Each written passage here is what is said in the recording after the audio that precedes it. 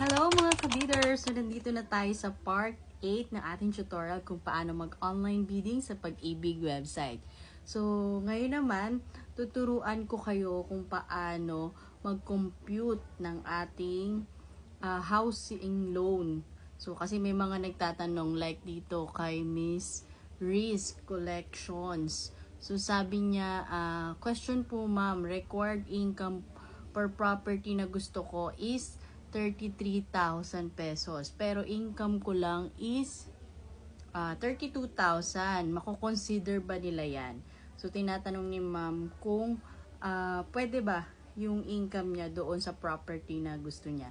So, dito po sa gagawin natin today is malalaman natin kung paano mag-compute or paano natin malalaman kung sakto ba yung ating income doon sa property na ibibid natin or dun sa bid offer amount natin.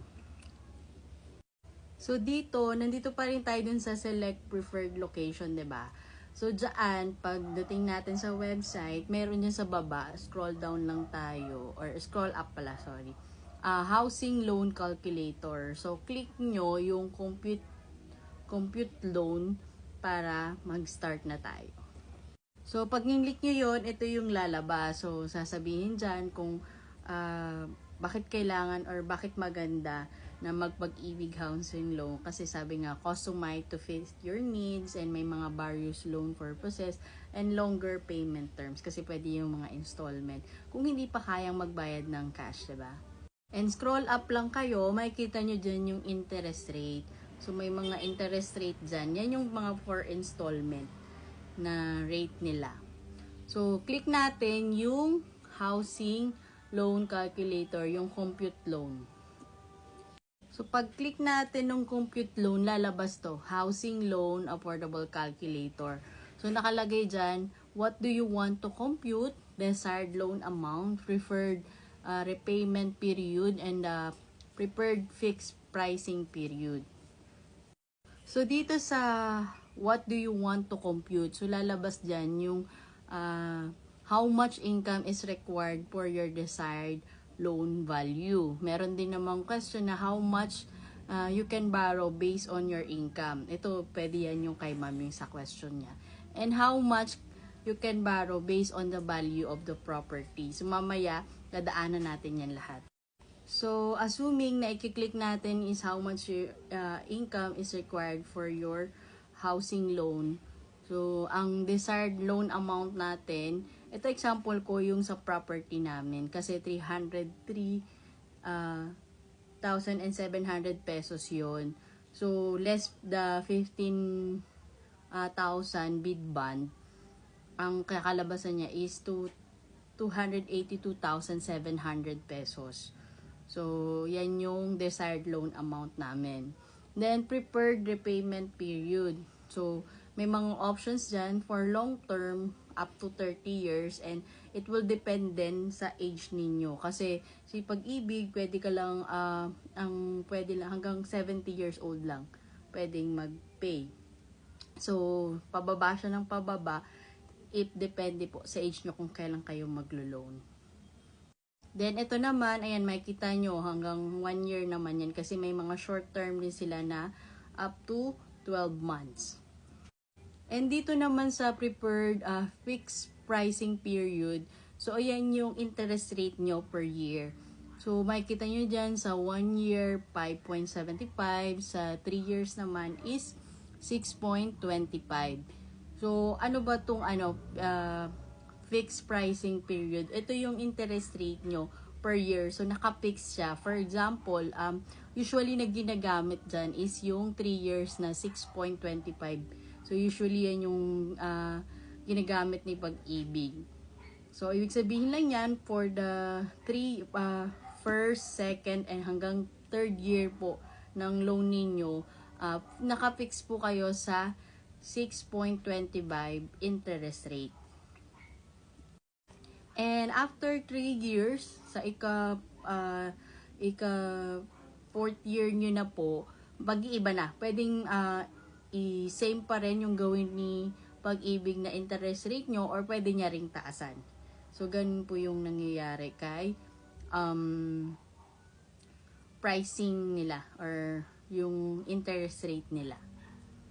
And dito, since yun nga, tinitingnan na natin kung magkano yung kailangan natin na income for a housing loan na may amount na 282,700 pesos for 30 years installment, and yung fixed pricing period natin na 3 years for 6.25 interest rate. So, click natin yung compute na button.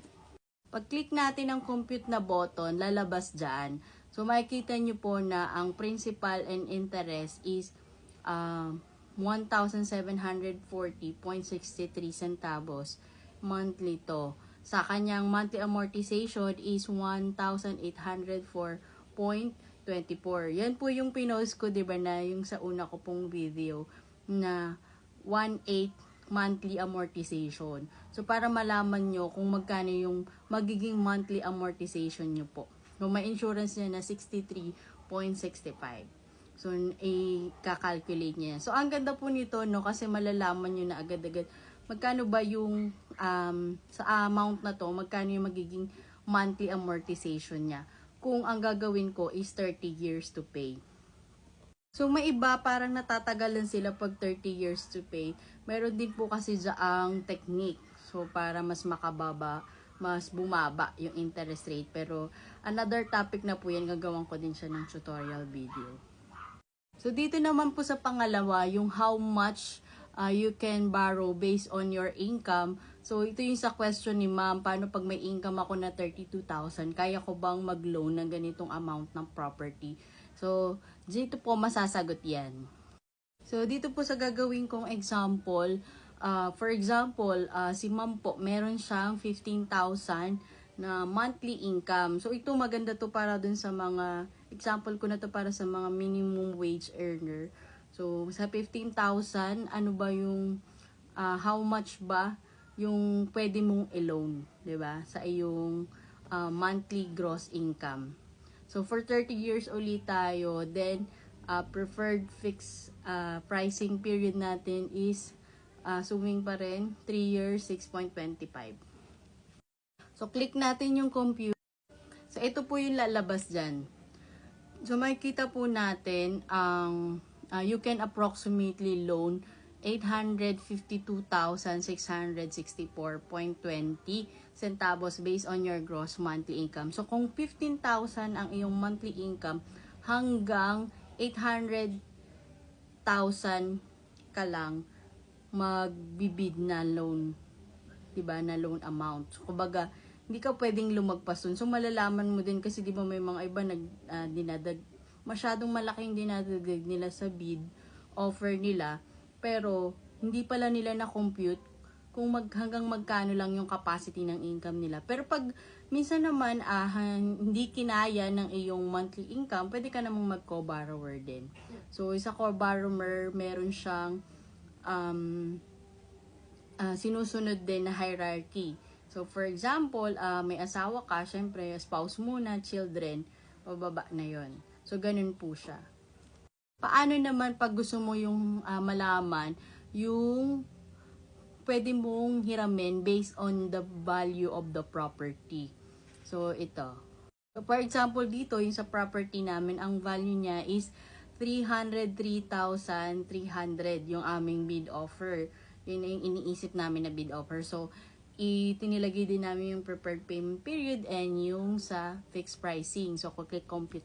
So, sabi dito, ang pwede mong ma-loan kapag ang value ng property is 303 and 300 pesos is 288 and 135 pesos. So, makikita nyo din po dito yung principal interest, insurance, monthly amortization. Same din yung sa amin, di ba? Lumabas din siya. Estimated equity, ito yung sa bid bond natin. So, ilalabas natin cash. So, yung loanable amount is 288 and 135 pesos. So, gross monthly income lang na kailangan dyan is 5,068 and 85 centavos. So, diba, sobrang liit lang nung gross income na kailangan pala. So, yun, sana may natutunan tayo, and follow for more content like this and comment if you have questions.